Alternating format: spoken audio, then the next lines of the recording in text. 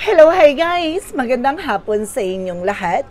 This is Rodriguez Mama sa Ganesh Channel, a faith healer, also matarder.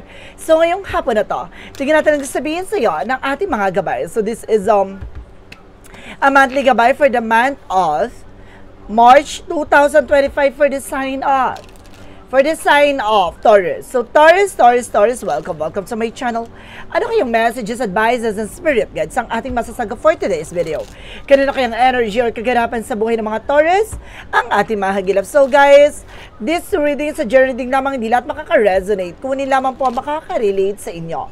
And comment down below kung kaninong energy ang ating nasagap. Because don't forget to like and subscribe my channel.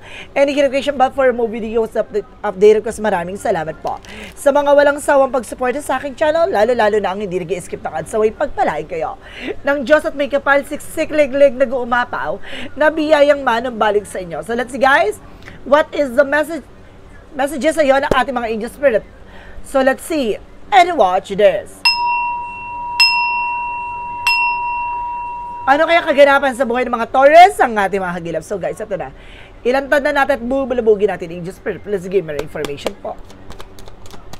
There's a star card for a wish fulfillment. So may mga bagay na tutuparin na. Kung ano man yung mga pangarap, ano man yung hinihiling mo, ito na may isa sa katuparan na. There's something wish coming to. Or there's something, a wish upon a star. Oh my God. There's a star card.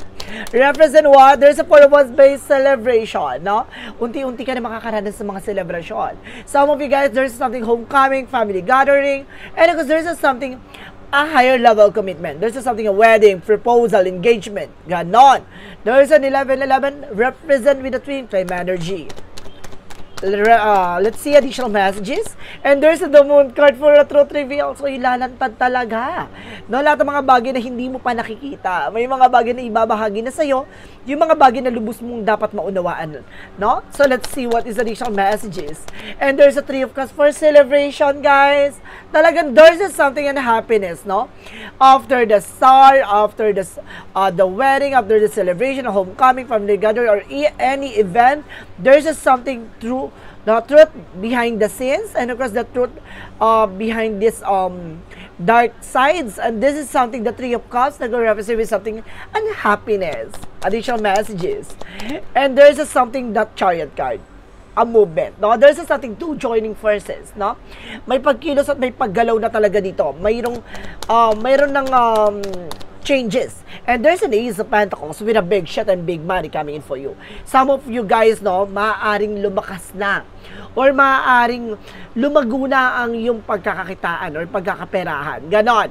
Kung mag-sinasabi na Ace of Pentacles, this is something, a big break and big opportunities na darating sa buhay mo. Now, what is the Star card? Represent what? Ang ganda. And there is a Nine of Pentacles, security. I-secure mo lahat ng mga pangarap mo, lahat ng kagustuhan mo. Huwag ka nag-share ng thoughts or any information na makakasira ng plano mo. No, may mga tao dyan sa paligid mo na may lihim na inggit sa'yo. They ruin your life or they ruin your goals or any your dreams, no? Let's see what is the Four of Wands. May mga tao kasi naiinggit sa'yo. And there is something that excuse me, guys. There's a Knight of Swords with the success driving. May mga bagay na unti-unti ka na magtatagumpay. Mabilis ng takbo ng eksena na to, ha? And there's a King of Swords, no? Represent with the Moon card at truth reveal. Ibig sabihin, pag nalaman mo lahat ng katotohanan na to, puputulin mo yung mga bagay na alam mo hindi nagsaserve sa'yo. No? This is something, a wise decision. No, and because intelligent decisions, ganon. What is the Three of Cups? Reference with a magician, manifestation. May mga bagay na unti-unti mo na ma-manifest. May mga bagay na unti-unti mo talagang maisa sa katuparan dito. Lahat ng mga hinahangad mo. Now, there's something desires into reality. Ika nga nila. What is the Chariot card? Represent what? Represent with the Knight of Cups, there's something, a wish fulfillment. So may mga bagay na matutupad talaga, na parating talaga to, na may mga bagay talaga na abot kamay mo na ikaw mismo ang makakatuklas at makakatunghay, no? Sa harap mo mismo, talaga ipapakita lahat ng mga hiniling mo, eto na, matatamo mo na. What is the Ace of Pentacles? Represent with the Death card, this is a transformation. No? There is something an ending and in your beginning. May mga bagay talaga guys na magsisimula na. Ang panibagong panibagong eksena. This is something, a new opportunities. No? Pagkatapos kang yurak-yurakan, durug-durugin, this is the moment na iaangat ka na. What is the star card and the Knight of Pentacles? Representing the Queen of Cups, emotional healing. So there's a recovery, security, and emotional healing, no? Kumbaga, unti-unti mo nang matatanggap na lahat ng mga bagay-bagay, no, na nangyari sa'yo from the past. Masyado ka na magiging maingat ngayon. Magiging protektado ngayon sa lahat ng mga bagay na gusto mong gawin, no? Magiging protected ka. What is the Four of Wands? Because the Knight of Swords. Represented with the Sun card. Alam mo guys, ang ganda ng reading mo, you know why? There's a star, the moon, and the sun. It means naka-line up lahat ng mga bagay na mangyayari mo ngayong buwan na to. This is your month guys, no? This is your month na maaaring matupad na. Maaaring magtagumpay ka na. Now, let's see what is the Moon card, the King of Swords. Represented with the Six of Cups, no? Ibig sabihin, there's something putulin, no? With the King of Swords. And malalaman mo na with the Moon card. Malalaman mo na yung hidden agenda with your family or related sa'yo, no? Ibig sabihin, it's your ex, friend of yours, or kamag-anak, ganon, na isa sa nagbiging balakid, no? Para hindi mo may sakatuparan itong mga pangarap mo. Putulin mo na. Ibig sabihin, huwag ka na mag-share ng information kasi there's something, an evil eye. Inggit. Tara, what is the Three of Cups? Because the Magician. Referencing with the Ace of Cups. There's something, a love offer, guys, no? There's a Three of Cups with the happiness, and there's a Magician for manifestation, and the Ace of Cups, something, a new love. No, and because, new love, if you are being single, if you are being married, no? If you are getting married, sinasabi dito guys na magkakaroon kayo ng talagang higher level of commitment at the same time para magiging masaya at magkakaroon ng intimacy sa isa't isa. Ganon! Now, what is the Chariot card? Because the Knight of Cups. Represented with the Hermit card. See? This is a spiritual path. Ibig sabihin talaga naka-line up talaga lahat ng mangyayari sa'yo. This is a God purpose. No? Kumbaga lahat ng mga bagay na ito, hinahayaan lang na ating Panginoon na mangyari sa iyo kasi gusto niya matuto ka. Gusto niya lumapit ka sa Kanya. Now, what is the Ace of Pentacles? Because the Death card. So, there's a tower moment for a major changes. But, there's a something reverse. So, it means there's a something are rebuilding, no? May mga bagay na sinira with the Death card. May mga bagay na tinapos with the Death card. And this is something the Ace of Pentacles, no? Yung malaking opportunities na dapat ay sa'yo, inagaw nito. Lahat ng mga bagay na dapat ay sa'yo, pinutol nito para hindi mo makuha. But this is something that's our moment in reverse. So there is something rebuilding, no? Sinira ka, pero there's something a beautiful disaster. No? Nasira ka hindi sa way na para masira ka na tuluyan. Para magkaroon ka ng panibagong eksena, panibagong pag-asa, at panibagong simula. Ganon. Kumbaga, inalis sa'yo itong mga bagay na to para linisin. No? Parang matutuwa ka pa nga na dahil nangyari to, nagkaroon ng blessing this, guys, na para pakawalan mo yung mga toxic sa paligid mo. So, let's see what is additional messages for finances and career. And there's a Three of Wands, no? There's a waiting for a ship. Pagdating sa career mo, hintayin mo yung tamang resulta, tamang pagkakataon. At kasi there's something document papers din ako nakita dito na maaring makapag-proceed ka na. Maaring mapasa na ang iyong visa, mapasa na ang iyong papers, ganon. And there's something, the Fool card. Dahil sa paniniwala at pagtitiwala mo, there's something, a new beginning coming in for you. No? With the Fool card. Parang the waiting is over, guys. Tapos ang paghihintay mo, eto na. And there's the Four of Cups. But just re-evaluate or analyze. May mga bagay na kailangan mo munang pag-isipan bago ka mag-take ng action. At the same time, bago mo tanggapin yung isang offer na yon, lagi mo pakakandaan kung ano yung magiging consequences. No, yung disadvantage and advantage ng isang situation. What is additional messages? Pagdating sa love life, so there's an Ace of Wands for a new project and new love. Ibig sabihin dito, if you are being single, makikilala mo tong tao na to sa trabaho, no? And there's something that wolves, so there's a decision that you need to make. Kailangan mo magdesisyon, no? There's a Three of Swords in reverse of something recovery. Makaka-recover ka na for heartbreak, for betrayal, ganon. What is additional messages for health? Sa health mo, there's a Knight of Swords in reverse, so something, no more anxieties, no more stress, and no more overthinking and being paranoid. Wala na. And there's something, the Six of Swords with the transition. At makakaalis ka na sa situation. Akito mo. Tumisiwan pa hinahamol yung sounds. Akito mo. So, let's see, guys, no? What is additional messages with a Yin and Yang Oracle card? With a Yin and Yang Oracle card, represent what? There is a doubt and lack. No, ibig sabihin dito guys, no? Alisin mo yung pag-aalilangan mo. Alisin mo yung pagdadalawang isip mo. Alisin mo yung yung kumbaga aalilangan, ganon. And there's an apology, may hihingi ng tawad dito. No, pwede ka mag-forgive pero hindi ka dapat makalimot. Never forget, no? And there's something fake, no? Mag-ingat ka for an impostor. Nagbabalat kayo. Magaling magpanggap, no? Iba yung mukha na ipinapakita niya dito. So, let's see what is the synchronicities. Represent what? May pupunta sa'yo, hihingi nito ng tawad. Ganun yun. Pwede ka magpatawad, pero wag kang makakalimot. No, hindi mo siya pinatawad, hindi para sa kanya, para sa sarili mo. Ganun yung lagi mong makakatandaan. And there's a storm, I told you. No? Meron talagang unos, no, na ginawa sa iyo or may unos talaga na nangyari sa buhay mo. And there's something intuition. Makinig ka sa gut feeling mo. Dito mo makikita there's something in messages with an owl, no, na pinapakita sa iyo na may mensahe sa iyo ng ating gabay na keep going. And there's a teacher, may tumutulong na sa iyo. There's something na nagtuturo sa iyo ng tamang landasin. And there's something na butterfly na nag-represent with a transformation. So let's see. What is additional messages with the magical fairy messages?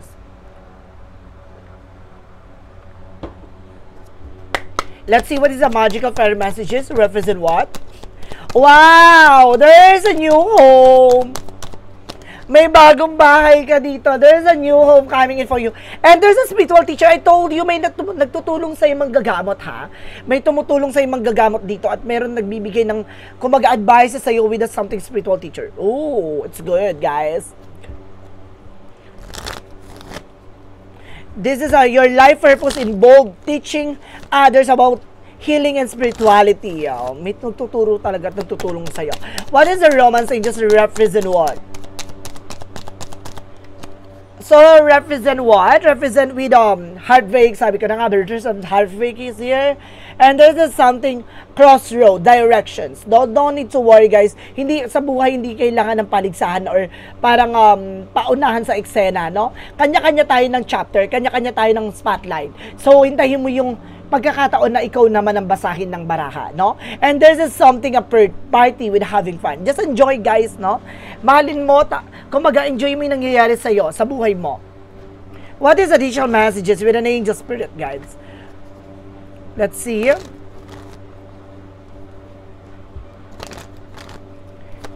With an angel spirit, represent what? Represent a silver with a guidance inside.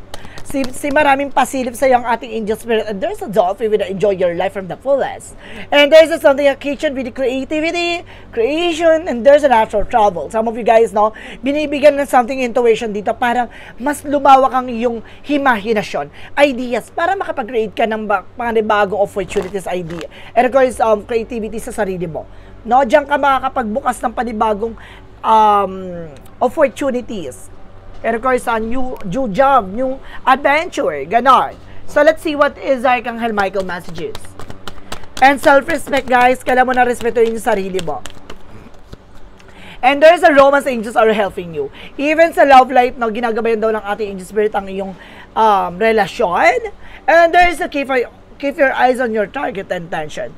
Na manatili ka kung ano ba talaga intention mo sa nangyayari sa'yo. There's a life purpose. And there's something honor and trust your feeling. Lagi kang makikinig sa gut feeling mo. And there's something be gentle with yourself, no? Lagi sinasabi na maging mahinahon ka sa sarili mo. Huwag mo masyadong pinipressure. Huwag mo masyadong kumbaga kinakawawa yung sarili mo. You were good enough. So let's see what is the romance angels. And there's a honeymoon, guys. No, some of you, kumaga magkakaroon talaga ng time sa isa't isa. And there's a passion. See? So, let's see what is an angel's answer. Represent what? Represent with a yes. So, this is the moment, guys, no, para matupad talaga yung mga hinihiling mo in the near future. And there's something within the next few weeks, no? Sa mga susunod na linggo pa, there's something that changes. What is the chakra messages? And there is something acceptance. May mga bagay na unti-unti mo na matatanggap. And there's the wisdom. No, ang kaliwanagan, ang kaayusan sa isip, sa salita, and there's a balance, no? Magiging balance ka na dito. What is additional messages with an angel spirit? There is a balance, guys. Double clarification with a balance. Magiging balance ang buhay mo.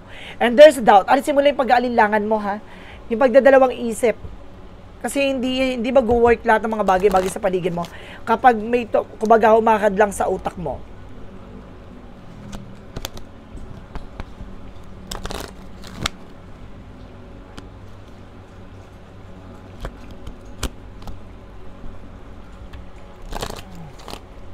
Angel Spirit, please give me information with the angel's answer. Represent what? Represent with laughter is the best medicine. So, kailangan, sinasabi dito na kailangan lagi kang matuwa, no? Lagi kang maging masaya. Hindi ko na sabi magbaliw-baliwan ka, ha? Kumbaga, enjoyin mo lang yung nangyayari. Kumbaga, iwasan mo yung drama sa madaling salita. Ganon. Hindi mo kailangan magdrama para, kumbaga, makuha yung attention ng nino man. Ganon. Magandang attention na makuha mo sa kanila, yung hangaan kanila, no, sa kilos at galaw mo, sa diskarte at talino mo. What is additional messages? And there's something, what are your guidance? There's something, a rest. Kailangan mo ng pahinga din dito. At there's something, wait. Marunong ka maghintay. No, it's not yet time. So, kailangan mo maghintay, ipahinga yung isip mo at utak mo. And there's something, I'm sorry. No? May mga tao or bagay na hihingi sa iyo ng kapatawaran, or mayroong mga bagay na hihilom, no? Buhat ng mga kamalian. What is additional messages with a Monsology?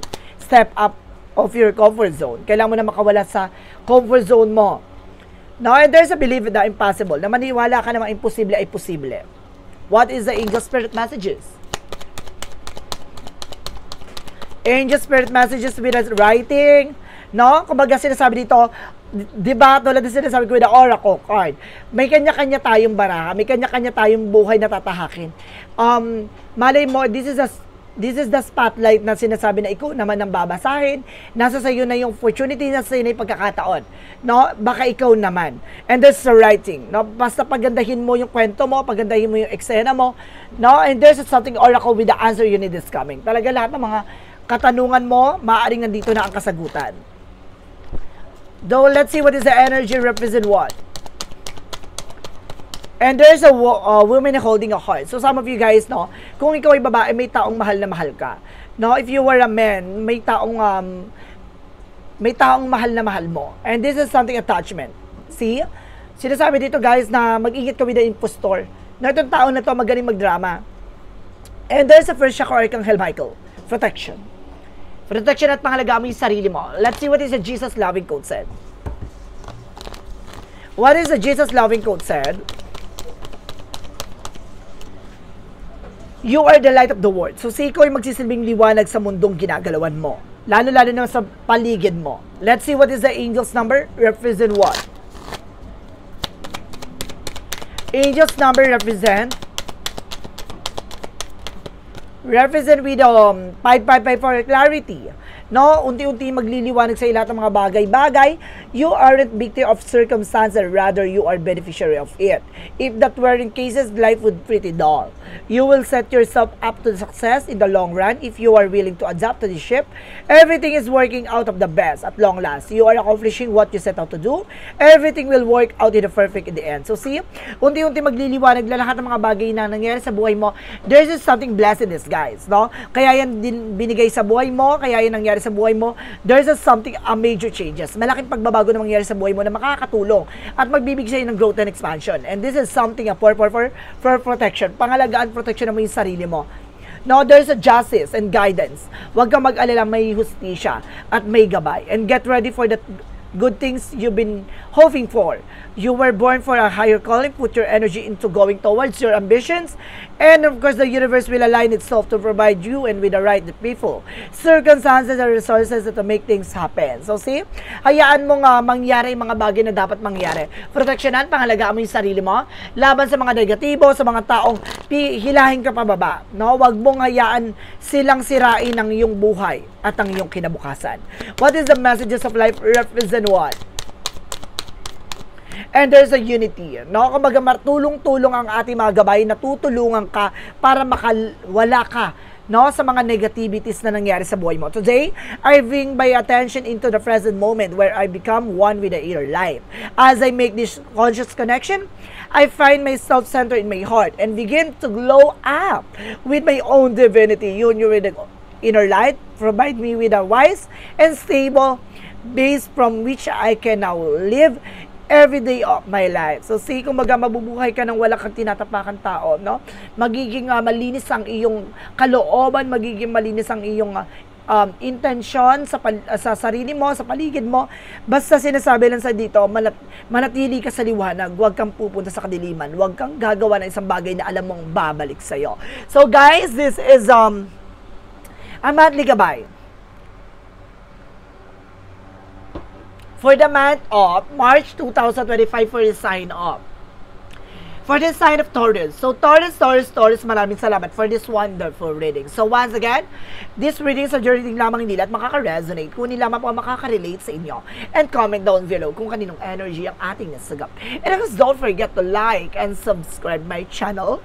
And notification bell for more videos. Update ko sa maraming salamat po sa mga walang sawang pagsuporta sa aking channel. Lalo-lalo na ang hindi nag-skip ng ads. Saway pagpalain kayo. Nang Diyos at may kapal. Siksik, liglig, nag-uumapo ng biyayang manong balik sa inyo. At maraming salamat and see you in the next video. Bye-bye and babush!